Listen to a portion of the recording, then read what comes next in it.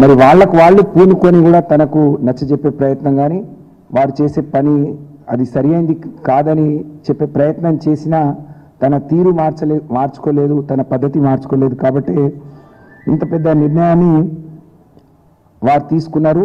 ఇవాళ 50 మంది తెలంగాణ ప్రజానికం కేసీఆర్ గారిని అభిమానించేవాళ్ళు, బీఆర్ఎస్ పార్టీని నమ్ముకొని ఉన్నవాళ్ళు, కేసీఆర్ తిరిగి రావాలి, తిరిగి నిలదొక్కోవాలని ఆకాంక్షించే వాళ్ళందరూ కూడా ఇవాళ హర్షిస్తూ ఉన్నారు. నిజంగా మేమందరం కూడా ఇది ఒక గొప్ప హర్షించదగ్గ విషయం అని చెప్పి ఈ సందర్భంగా నేను తెలియజేస్తూ ఉన్నాను.